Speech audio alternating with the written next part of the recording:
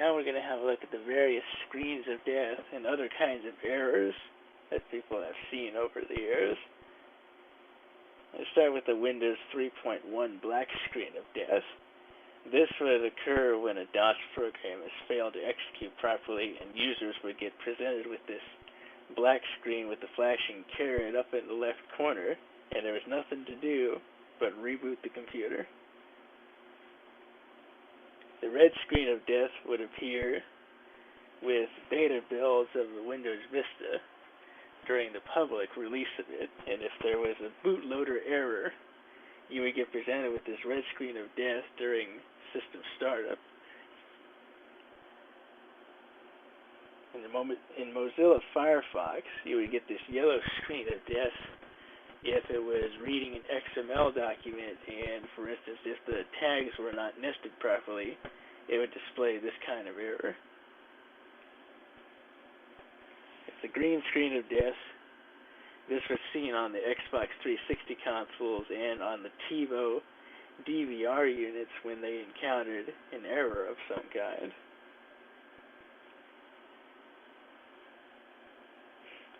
For users of VMware, when the ESXVM kernel encounters an error, they would get this purple screen of death in the VMware application. The gray screen of death was seen with Nintendo's Entertainment System, or NES, and this was seen primarily with the front-loading cartridges when they would not be able to start properly.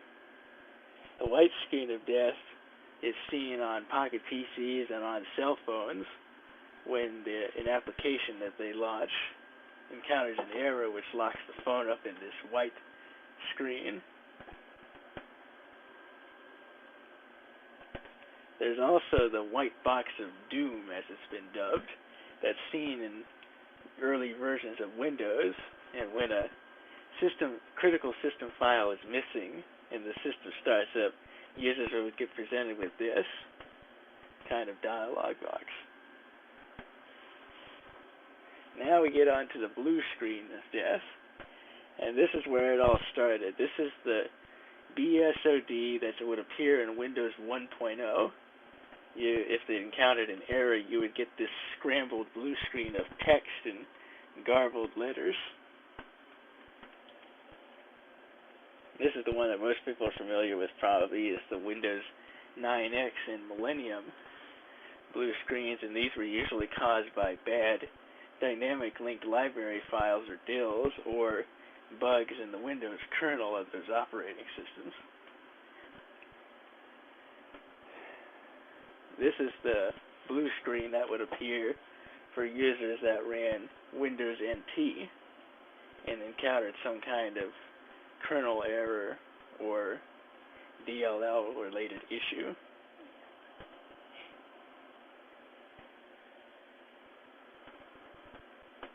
And this is the kind of BSOD that you would see in Windows 2000 if that encountered some kind of issue that would cause a blue screen.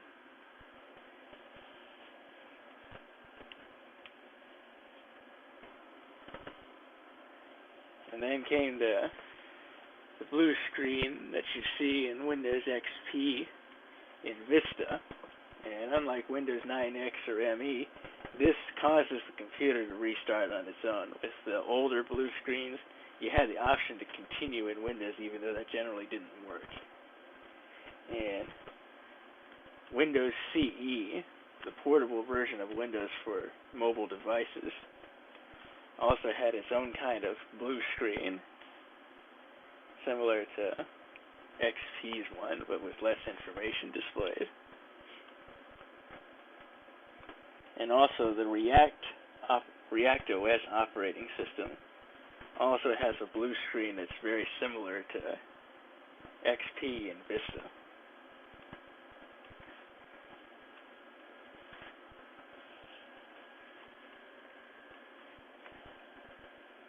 And now we start getting into the other kinds of error types. This is a kernel panic, and this is what is seen when running Mac OS X. When it encounters a kernel panic, you get presented with this gray screen of death, as some people call it, saying that you got to restart the computer.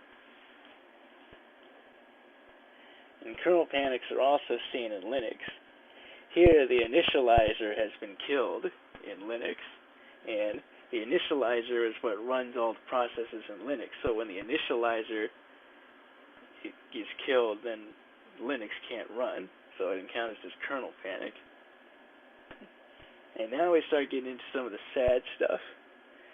When users of old Macintosh computers pressed the interrupt key or got some kind of failure on their Macs, they would get presented with sad Mac here.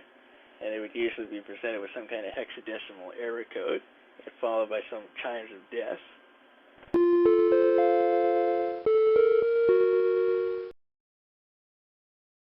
And also the early iPods also had their own little sad iPod that would appear when they encountered some kind of hardware failure on the iPod. And they'd also sometimes be accustomed by their own click of death. Now, for users of Google Chrome, if a web page has to be terminated or killed in a tab because of some kind of loading error, Google Chrome will display the sad tab icon with some kind of message under it saying what went wrong. And also, with Google Chrome, if a plugin fails to work properly or has a problem, you get presented with the sad plugin icon where the plugin would be used.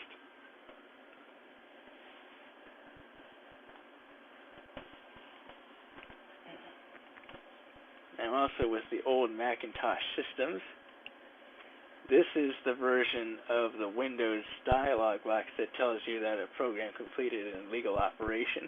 This is the Mac version of that, and users would get presented with this dialog box of a bomb on their computer.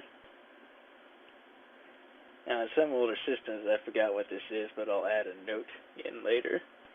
There's a system that would tell you the errors by displaying a certain number of bombs on your screen, and one of the errors could actually display up to 255 of those individual bombs on your monitor. Now, with the Amiga computer systems, if they encountered an error, they would get what's called a guru meditation error. And you would get this little flashing red dialog box here.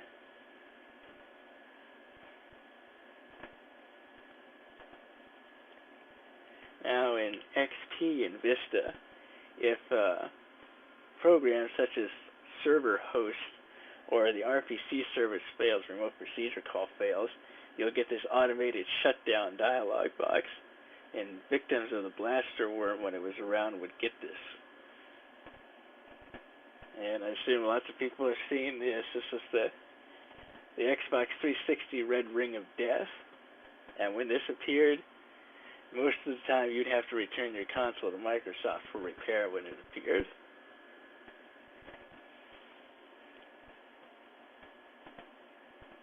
And lastly, we have what's called a kill screen. And this is a famous one. This is seen in Pac-Man. And if you should ever get to the 256th level of Pac-Man, you'll get presented with this kill screen because the counter cannot go up that high. And so you get this at the end.